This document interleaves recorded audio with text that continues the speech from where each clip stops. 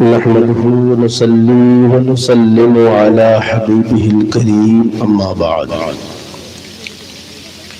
فأعوذ بالله من الشيطان الرجيم بسم الله الرحمن الرحيم سبحان الذي أسرى بعبده ليلا من المسجد الحرام إلى المسجد الأقصى الذي باركنا حوله لنريه من آياتنا إنه هو السميع البصير صدق الله مولانا العظيم بلغنا رسوله النبي الأمين البطير الكريم ونحن على ذلك لمن الشاهدين والشاكرين والحمد لله رب العالمين. انتہائی ادب و احترام کے ساتھ ہم سب مل کر اپنے آقا مولا شب معراج کے دھولا شہر یار ارم تاجدار حرم سرابان نور مجسم حضور رحمت عالم صلی اللہ علیہ وسلم کی بارگاہ علی جاہ میں ایک مرتبہ درود پاک کی نبی پیش کرے. اللہم صلی علی سیدنا مولانا محمد معدن الجود والکرم وآلہ وصحابہ مبارک وسلم صلاة وسلام علیکہ یا رسول اللہ. آج کی رات بڑی عظمت اور برکت والی رات ہے. ہم یہاں حاضر ہیں ٹھنڈی کے موسم میں اور اپنے نیت کی قربانی پیش کر رہے ہیں، لیکن دیکھا جا رہا ہے کہ درود پڑھنے کے لیے کہا جائے تو ہمارے بہت سے احباب ایسے ہیں جو درود پڑھنے کے لیے اپنا منہ نہیں کھولتے ہیں. اللہ سمجھ کی توفیق عطا فرمائے. ایک مرتبہ اور درود پاک اللہم صلی علی سیدنا مولانا محمد معدن الجود والکرم وآلہ الکرام وابنہ کریم صلاة وسلام علیکہ حبیبی سیدی یا رسول اللہ صلی اللہ تعالی علیہ وسلم.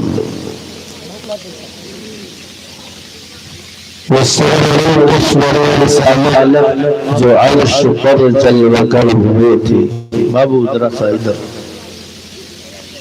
وہ سرور کشور رسالت جو عرش پر جلوہ کر ہوئے تھے، لو انور ساما عرب کے مہمان کے لیے تھے. وہی اول وہی آخر وہی ظاہر وہی باطن، انہیں کے جلوے انہیں سے اسی سے اس کی طرف گئے تھے. اور تو وہی تو اب تک چمک رہا ہے، وہی تو اب تک چھلک رہا ہے، وہی تو جو بن ٹپک رہا ہے، وہی تو اب تک چمک رہا ہے، وہی تو جو بن ٹپک رہا ہے. نہانے میں جو گرا تھا پانی کٹورے تاروں میں بھر لیے تھے. اور ایک سائنسی شعر اعلیٰ حضرت نے پیش کیا ہے: کمان امکان کے جھوٹے نقطوں تم اول آخر کے پھیر میں ہو. آپ نے اگر گणت پڑھا ہوگا اور اس میں جیومیٹری پڑھا ہوگا تو یہ ایک لنگڑا پرکار ہوتا ہے، گھمایا جاتا ہے. اس میں ایک مرکز ہوتا ہے اور اس کو گھماؤ گے، جہاں سے شروع کرو گے وہیں جا کے ملا لو گے تو پھر یہ پتہ نہیں چلے گا کہ اول کون ہے اور آخر کون.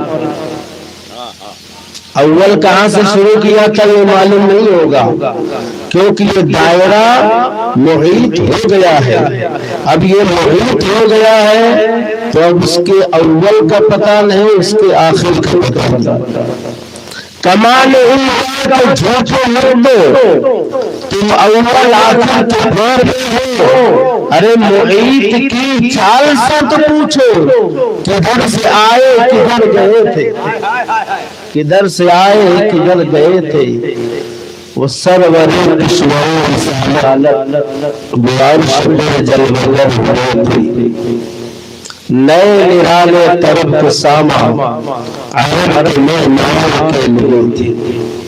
محترم سامعین کرام,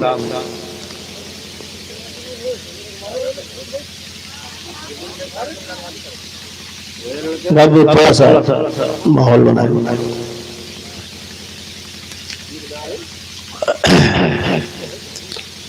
آیت کریمہ جو میں نے پڑھا اس کا ترجمہ سن لیں اور اس کے ماتحت چند باتیں آپ سماعت کر لیں. کیوں کہ ٹھنڈک کے موسم میں سب لوگ ٹھنڈے ہو گئے اور میں بار بار ہاتھ اٹھوانے کا قائل نہیں ہوں, لہذا آپ ذرا سن لیں, توجہ سے سنیں. اور اس محفل میں آنے کا یہ مطلب ہرگز نہیں کہ آپ نے نعرہ لگا دیا سبحان اللہ بہت زور سے بول دیا تو کامیاب نہیں. کامیابی اسی دن ہو گئی جس دن آپ نے نماز پڑھنا شروع کیا. نعرہ لگانے کامیابی کی دلیل نہیں ہے, اور بار بار جلسے میں کھڑے ہو کر نعرہ لگانا ہاتھ اٹھانا یہ تو بعد کی چیزیں. بنیاد ہے نماز. اور شب معراج آج ہمیں یہ درس دے رہی ہے کہ ہمیں نمازوں پر پابند ہو جانا چاہیے. اور اس کی تفصیل اگر آپ سنیں گے تو آپ کے رونگٹے کھڑے ہو جائیں گے کہ نماز نہ پڑھنے والوں کی کتنی وعید ہے. آیت کریمہ آپ سنیں, سبحان الذی اسری بعبدہ, پاک ہے وہ ذات جس نے اپنے عبد خاص محمد صلی اللہ علیہ وسلم کو لیلا من المسجد الحرام الى المسجد الاقصی, رات کے مختصر وقت میں مسجد حرام سے مسجد اقصی تک کا سفر کرایا. وہ مسجد اقصی الذی بارکنا حولہ, جس کے ارد گرد ہم نے برکتیں رکھی ہیں. آپ بتائیں جب مسجد میں ہم جاتے ہیں تو جوتا چپل باہر اتار کے جاتے ہیں. کیوں؟ اس لیے کہ مسجد ہے برکت کی جگہ, برکت کی جگہ ہے, پاک جگہ ہے.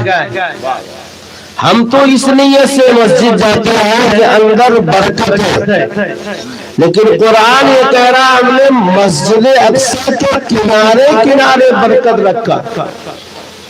یہ کنارے والی کون سی برکت ہے؟ برکت تو مسجد کے اندر ہوتی ہے, دائیں بائیں سائیڈ یہ برکت نہیں ہوتی ہے. لیکن قرآن اسے برکت کہہ رہا ہے. تو تمام تفاسیر اٹھا کر دیکھیں گے جملہ ملے گا, اور وہ جملہ یہ ہے کہ ہم نے کنارے کنارے برکت رکھی ہے. اس کا مطلب یہ ہے کہ کنارے کنارے انبیاء علیہ السلام کے مزارات, انبیاء علیہ السلام کے مزارات ہیں. آدم علیہ السلام کے مزار ہے, دوسرے نبیوں کے مزار ہے. معلوم ہوا مزارات انبیاء ہے, وہی برکت کے ذریعے. اب برکت میں آپ کو بتا دوں برکت کیا ہوتی ہے. حضرت یوسف علیہ السلام کی مزار ایک نہر کے کنارے, وہاں سے جو پانی مل کر جاتا تھا, جو پانی مس ہو کے جاتا تھا, وہ پانی جس کھیت میں پہنچتا تھا ادھر کا علاقہ پورا سرو سبز و شاداب ہوتا تھا, پورا ہرا بھرا. اور جو اس کنارے سے مس ہو کے نہیں دوسرے طرف سے جاتا تھا تو وہ پانی اتنا فائدہ نہیں پہنچا. لوگوں نے آپس میں جھگڑے کر لیے کہ ہم یہ مزار ہمارا ہمارے نبی ہے، ہم اس سے فائدہ اٹھائیں گے۔ لوگ جھگڑ لیے کہ اس پانی کو ہم اپنے کھیت میں لے کر جائیں گے۔ تو وہاں کے فیصلہ کرنے والے منصف نے فیصلہ کیا کہ ایسا کرو کہ یہ پانی ایک حوض میں اتارا جائے اور حوض سے 4 راستے بنائے جائے، 3 راستے بنائے جائے اور سب کو یہ پانی پہنچ جائے تاکہ یوسف علیہ السلام کے مزار کی برکت سب کو۔ تو انبیاء علیہ السلام کے مزارات کو قرآن برکت کہتا ہے۔ پاک ہے وہ ذات جو اپنے بندے خاص کو رات کے مختصر حصے میں سفر کرایا مسجد حرام سے مسجد اقصی تک۔ یہ تو اجمالی سفر کا بیان ہے، لیکن سورہ والنجم میں جب آپ جائیں گے فَكَانَ قَابَ قَوْسَيْنِ أَوْ أَدْنَىٰ ثُمَّ دَنَا فَتَدَلَّىٰ، جب یہ منزل آئے گی تو اس میں تذکرہ وہاں کا ہے جسے لامکہ کہتے ہیں۔ اللہ نے سفر کرایا، اپنے نبی کو سفر کرایا۔ اگر کوئی سفر معراج پر اعتراض کرتا ہے تو گویا وہ اللہ کی ذات پر اعتراض کرتا ہے، اللہ کی ذات پر۔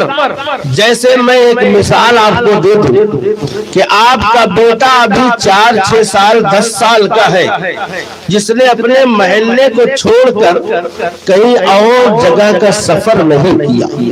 ایک دن اس نے اعلان کر دیا کہ میں اجمیر شریف گیا تھا، ایک دن اعلان کر دیا کہ میں بمبئی گیا تھا، تو آپ اس سے پوچھیں گے کہ ٹکٹ کب کرایا تھا، کون سی گاڑی سے کرایا تھا، ریزرویشن کس میں کرایا تھا، وہ سلیپر کرایا تھا کہ 3 AC کرایا تھا یا 2 ٹائر کروایا تھا، کیسا سفر کرایا، کیسے تو نے ٹکٹ کرایا؟ آپ نے سوال پر سوال کھڑے کر دیے کہ تو محلہ چھوڑ کے کبھی نہیں گیا بیٹا، اور تو جو ہے سفر کر رہا تو بتا رہا ہے کہ میں نے بمبئی کا سفر کیا، میں نے اجمیر شریف کا سفر کیا۔ پر اگر اس کا اس پر اعتراض نہ کرو، میں کہہ رہا ہوں کہ میں نے سفر کرایا، میں اس کو بمبئی لے کر گیا تھا، میں اس کو اجمیر لے کر گیا تھا، بلا تشبیہ، بلا تشبیہ، 100 بار بلا تشبیہ۔ پروردگار عالم نے اپنے نبی کو سفر کرایا ہے اور لوگوں نے اعتراض کیا، اللہ نے اپنی ذات کو سامنے رکھ کے بتا دیا کہ میں نے سفر کرایا ہے۔ گویا اگر نبی کے سفر پہ اعتراض ہوگا تو میری ذات پر اعتراض۔ لیکن سائنس آگے بڑھ کر اعتراض پر اعتراض کرتی ہے، اور وہ یہ کہ آسمان میں خرق و التیام ہے ہی نہیں، خرق و التیام نہیں ہے، پھٹنا پھٹنا آسمان میں نہیں ہے۔ یہ نبی کیسے چلے گئے؟ یہ آسمان، پہلا آسمان، دوسرا آسمان، تیسرا آسمان، چوتھا آسمان، 7 آسمانوں کا سفر کر دیا، یہ کیسے ہوا؟ بات یہ ہے جناب کہ جب اللہ تعالیٰ نے سفر کرایا ہے تو ہم نے سائنس کی زبان میں یہ سنا کہ جب اللہ نے سفر کرایا تو ہم سفر کرانے والے کو بھی دیکھیں گے، لے جانے والے کو بھی دیکھیں گے اور جانے والے کو بھی دیکھیں گے۔ کیوں؟ اس لیے کہ اگر لے جانے والے کے اندر لے جانے کی صلاحیت ہے تو جانے والے میں بھی صلاحیت ہونی چاہیے، اس کے اندر بھی طاقت ہونی چاہیے، کیونکہ آسمان میں ہوا ہے، فضا ہے، پھر ایک ایسا عالم بھی ہے جس کو عالم برزخ کہتے ہیں، اگر انسان وہاں چلا جائے تو برف بن جاتا ہے۔ ایک عالم حرارت ہے، اگر وہاں انسان چلا جائے تو لوہا پھٹ جائے، پیتل پگھل جائے، انسان کیسے بچ سکتا ہے؟ ایک ایسی بھی جگہ ہے جسے خلا کہتے ہیں، جہاں انسان کی سانس اوپر کی اوپر اور نیچے کی نیچے رہ جائے، انسان کیسے جا سکتا ہے؟ اللہ نے کہا میں نے سفر کرایا، تمہیں بھی دیکھنا پڑے گا کہ اللہ نے سفر کرایا تو لے جانے والے کو بھی دیکھا جائے گا اور جانے والے کو بھی دیکھا جائے گا۔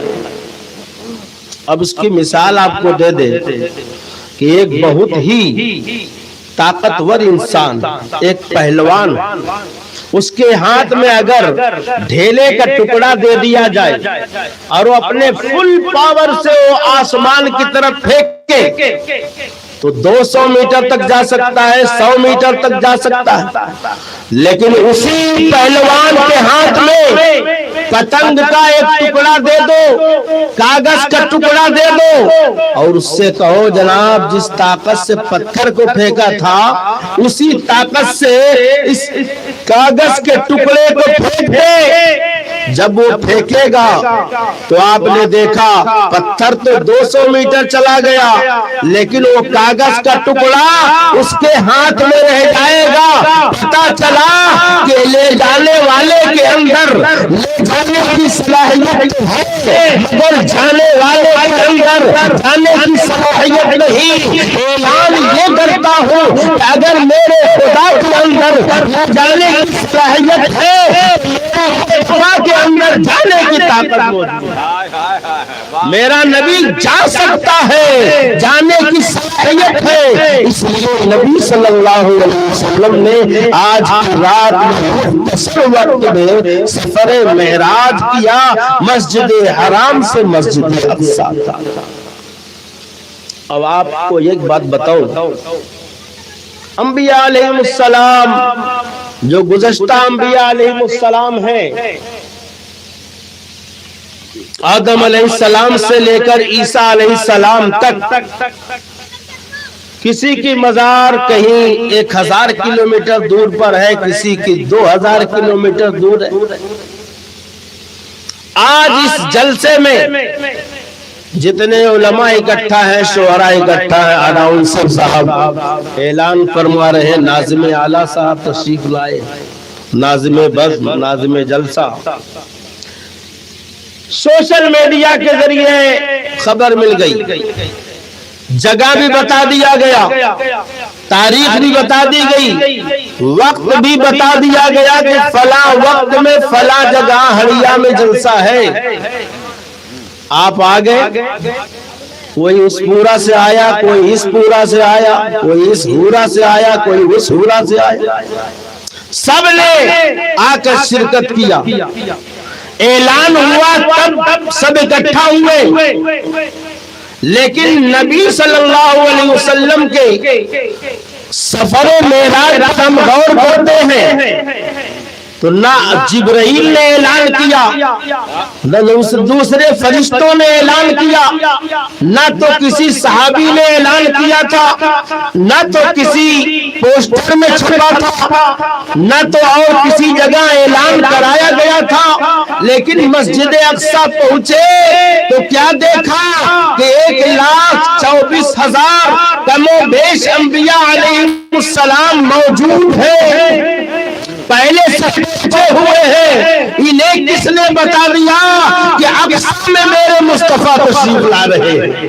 انہیں کس نے بتا دیا تھا اقصی میں میرے نبی تشریف لا رہے ہیں؟ اس سے یہ پتا چلا کہ انبیاء علیہ السلام کو اللہ نے علم غیب عطا فرمایا، علم غیب عطا فرمایا ہے۔ انہوں نے اپنے علم غیب سے یہ سمجھ لیا کہ آج تمام نبیوں کا امام آنے والا ہے، اپنے نبوت کی اقتدا کر کے آج اپنے نبوت پر ہم سبت لگوانے جا رہے ہیں اور مستند کرانے جا رہے ہیں کہ ہمارا بھی کوئی امام ہے اور وہ امام امام الانبیاء ہے۔ اور ایک بات آپ کو بتا دیں، سب کو معلوم ہے، کسی کو بتانے کی ضرورت نہیں ہے، ہر بچہ جانتا ہے کہ مردے پر نماز ہے ہی نہیں، سب جانتے ہیں نا، جو مر جاتا ہے اس کے اوپر نماز ہے؟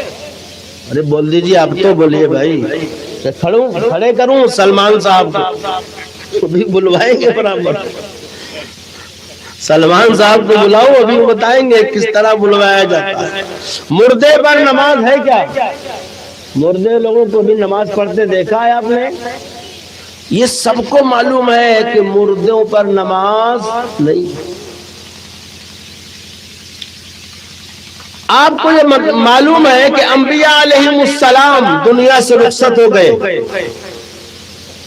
دنیا سے وصال فرما گئے، اور دنیا سے نگاہوں سے اوجھل ہو گئے۔ انبیاء علیہ السلام مسجد اقصی میں حاضر ہیں، اور میرے نبی صلی اللہ علیہ وسلم نے مسجد اقصی میں امامت فرما کر دنیا والوں کو بتلا دیا کہ مردوں پر نماز فرض نہیں ہے، لیکن آج میں یہ بتا دے رہا ہوں کہ وہ انبیاء مردہ نہیں ہوتے ہیں، بلکہ انبیاء زندہ ہوا کرتے ہیں، انبیاء زندہ ہوا کرتے ہیں۔ وہ اور مردے ہوں گے جن پر نماز فرض نہیں ہے، لیکن یہ انبیاء ہیں جو اپنے قبروں میں زندہ ہوتے ہیں، اور اپنی زندگی کی بڑا ثبوت اور بڑی دلیل یہ ہے کہ انہوں نے میرے نبی کے پیچھے اقتداء کر کے بتلا دیا کہ انبیاء سب زندہ ہیں۔ بریلی کے تاجدار نے پکار کر کہا تھا، تو زندہ ہے واللہ، تو زندہ ہے واللہ، میری چشم آنکھ سے چھن جانے والا۔ اور ہم نماز کب پڑھتے ہیں؟ پہلے ہمیں نماز ملی تب ہم نماز پڑھتے۔ صحیح کہہ رہا ہوں؟ مفتی صاحب نے نماز پڑھی، پہلے ملی نماز تب نماز پڑھی۔ پیر صاحب نے نماز پڑھی، پہلے نماز ملی تب پڑھی گئی۔ استاد نے نماز پڑھی، پہلے نماز ملی تب پڑھی گئی۔ ساری دنیا کا یہی قانون ہے، پہلے نماز ملے گی تب آپ نماز پڑھیں گے۔ یہاں تو عالم ہے کہ ملنے کے بعد بھی لوگ نہیں پڑھتے، اللہ سمجھ دے۔ پہلے نماز ملتی ہے، بعد میں نماز پڑھی جاتی ہے۔ انبیاء علیہ السلام کو امامت فرما کر ان کی نماز پڑھا کر پہلے حضور نے نماز پڑھا دیا۔ ابھی مسجد اقصی زمین پر ہے اور لامکان نماز ملنا ہے، پہلے ہی امامت میرے مصطفیٰ نے فرما دیا، اور وہ امامت ایسی امامت ہوئی جو اللہ کو پسند آ گئی۔ پسند آ گئی، میں نے اللہ کو پسند کر لیا، اور محبوب ہاتھ گلا مجھے پسند آ گیا، میں نے نماز فرض کر دیا، اے محبوب مجھے پسند آ گیا، میں نے نماز فرض کر دیا، اے محبوب تم نے سجدہ کیا ہے، انداز سجدہ مجھے پسند آ گیا ہے، میں نے نماز فرض کر دیا، اے محبوب تم نے اتحیات وہ ادائے اتحیات مجھے پسند آ گئی، اس لیے میں نے نماز فرض کر دیا۔ ساری دنیا کے لوگ نماز ملنے کے بعد نماز پڑھتے ہیں، ایک میرا نبی ہے، ایک میرا نبی ہے، کبھی نماز نہیں ملی ہے، اس سے پہلے ہی نماز پڑھا دیا، اس سے پہلی نماز پڑھا دیا ہے، اور دنیا والوں کو بتلا دیا کہ نماز ملنے کے بعد نماز پڑھتے ہیں اسے امتی کہتے ہیں، اور نماز پڑھنے کے ملنے کے پہلے امامت کر دیتا ہے، ملنے پر پڑھے تو امتی، اور ملنے کے پہلے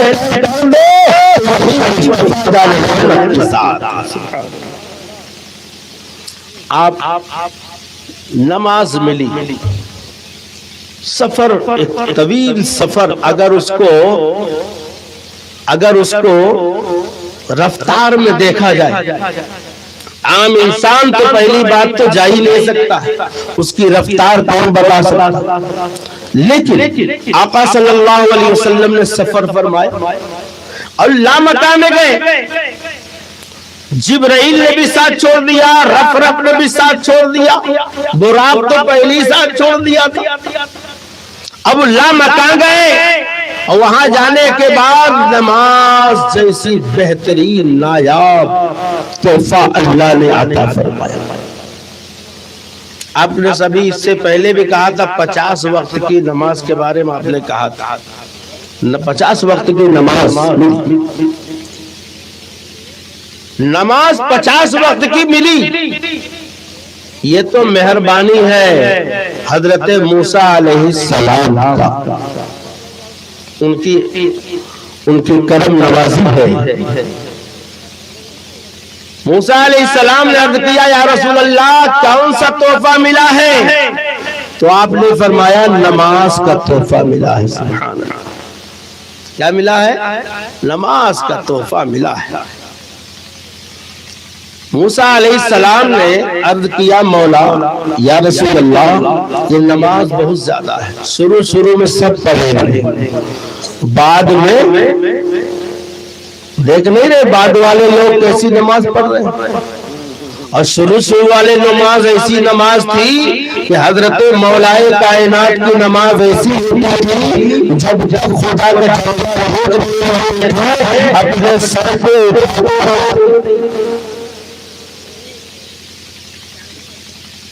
حضرت مولا علی کی نماز ہوا کرتی تھی کہ تیرا تیر جب آپ کے پیر میں لگ گیا جو سہیلا تیر تھا آپ کو چھوا جاتا تو بڑی تکلیف ہوتی، لیکن حالت نماز میں جب کھڑے ہو گئے نکال لیا علی کو پتہ نہیں چلا.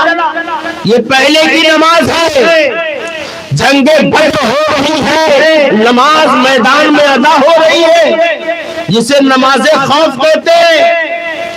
جنگ احد ہو رہی ہے، اسی میدان میں نماز ہو رہی ہے. یہ پہلے کی نماز تھی، لیکن آج کی نماز کا کیا کہنا. ظہر پڑھا تو عصر مغرب غائب، اور مغرب پڑھ لیا تو عشاء فجر غائب. اللہ ہم سب کو ہدایت نصیب فرمائے. موسیٰ علیہ السلام سے کہا کہ زیادہ ہے. اللہ کے رسول صلی اللہ علیہ وسلم نے 9 مرتبہ جا کر کے بارگاہ رب العزت میں 45 وقت کی نماز کم کرا دیا. سوال یہاں اٹھتا ہے، میں سوال پر آپ کی توجہ چاہتا ہوں، آپ دے توجہ دے، سمجھ میں آئے گا. کیا بات تھی کہ موسیٰ علیہ السلام کو اتنی دلچسپی تھی، اتنا انٹریسٹ تھا یا رسول اللہ اب بھی زیادہ ہے، اب بھی زیادہ ہے، اب بھی زیادہ ہے. یہاں تک کہ 45 جب کم ہو گئی 5 بچی، پھر بھی کہا اب بھی زیادہ ہے، پھر بھی کہا اب بھی زیادہ ہے.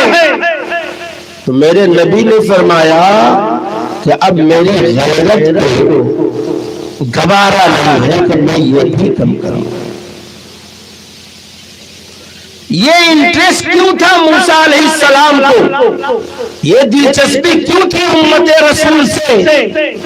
تو موسیٰ علیہ السلام سے پوچھا گیا آپ کا اس میں کیا فائدہ؟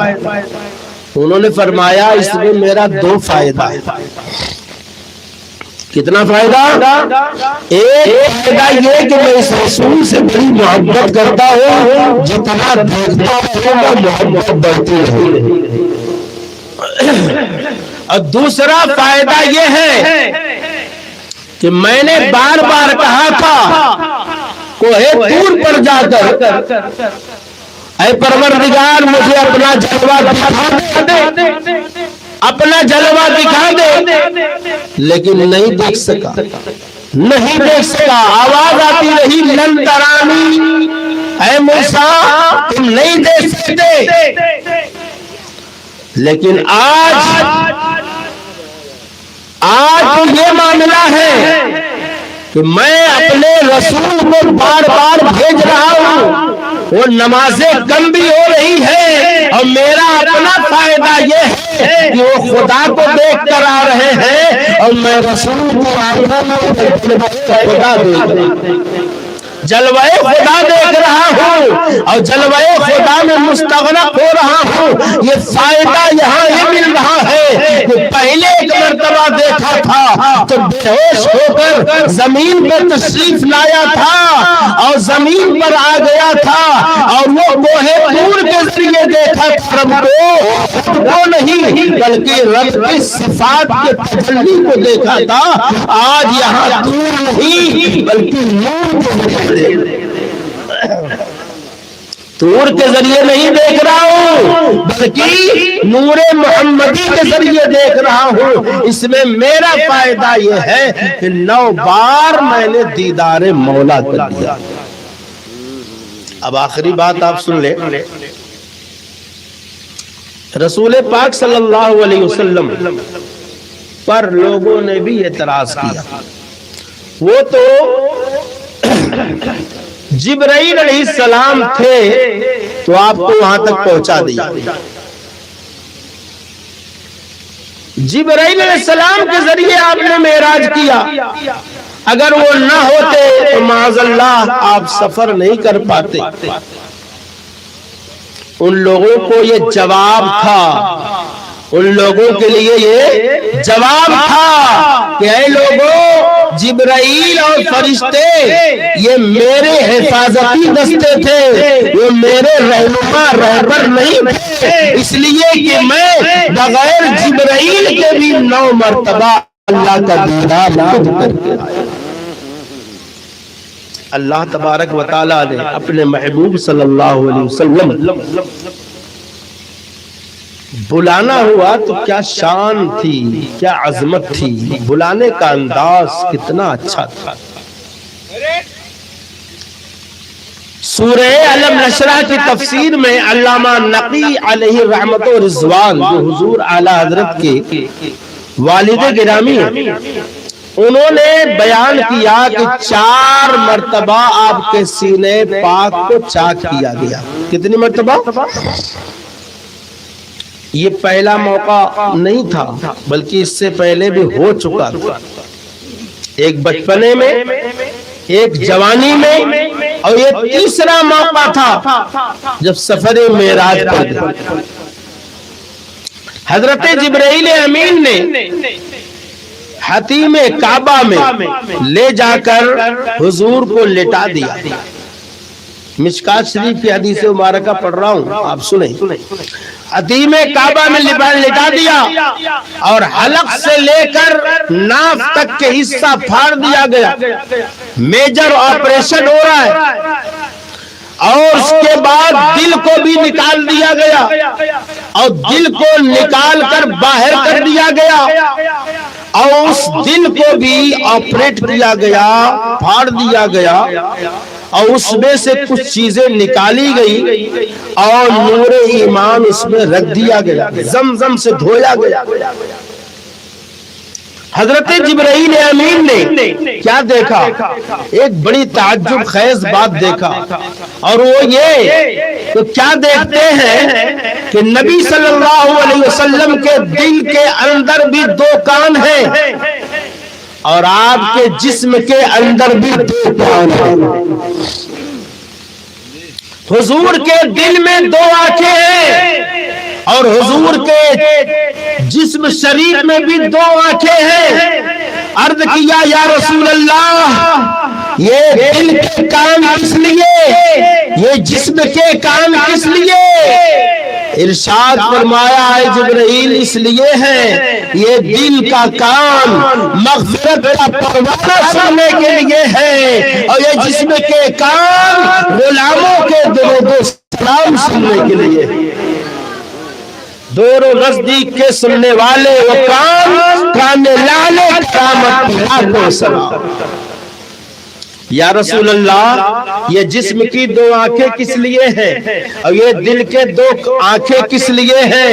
عرض کیا جبرائیل امین نے، جواب ملا اے جبرائیل، یہ جسم کے آنکھ اس لیے ہے کہ تاکہ میں اپنے غلاموں کا پوری دنیا میں مشاہدہ کرتا رہوں، قبر انور سے لے کر کے پوری دنیا تک دیکھتا رہوں، اور یہ دل میں جو 2 آنکھیں ہیں یہ اللہ کا دیدار کرنے کے لیے ہے، یہ دیدار مولا کرنے کے لیے ہے۔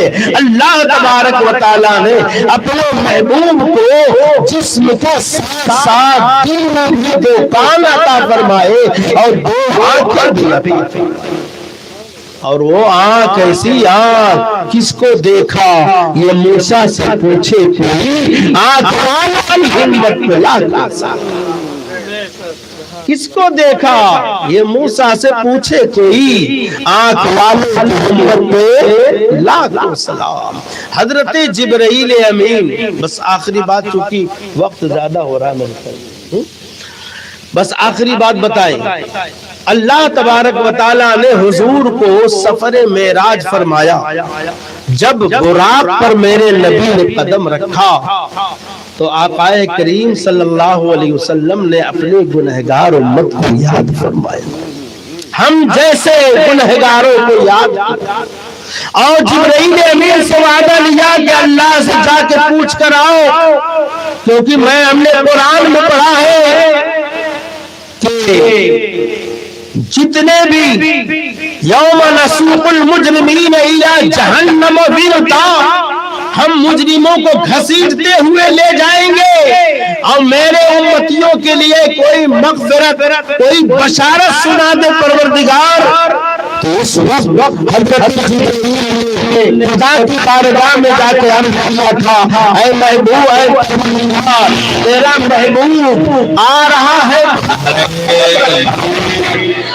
نعرہ رسالت والمعرہ سنت مسلک اعلی حضرت جلسہ معراج النبی، جشن معراج مصطفیٰ، جلسہ معراج النبی علامہ اختر حسین صاحب علیہ، نعرہ تکبیر، نعرہ رسالت۔ آواز کہیں درود پاک پڑھیں، اللہم صلی علی سیدنا مولانا محمد بارک وسلم، صلوات و سلام علیکہ یا رسول اللہ صلی اللہ علیہ وسلم۔ حضور سرور کائنات صلی اللہ علیہ وسلم براق پر تشریف رکھتے ہی آپ کو موت کی یاد آئی، آنکھوں میں آنسو آ گئے، جبرائیل سے ارشاد فرمایا جا کے خدا سے یہ بات پہنچا دو، خدا تک یہ بات پہنچا دو، یوم نسوق المجرمین الی جہنم وردا، ہم جہنمیوں کو جہنم کی طرف گھسیٹتے ہوئے لے کر جائیں گے۔ کیا ہماری امت بھی اس میں شامل ہے؟ ہماری امتیوں کے لیے کیا بشارت ہے؟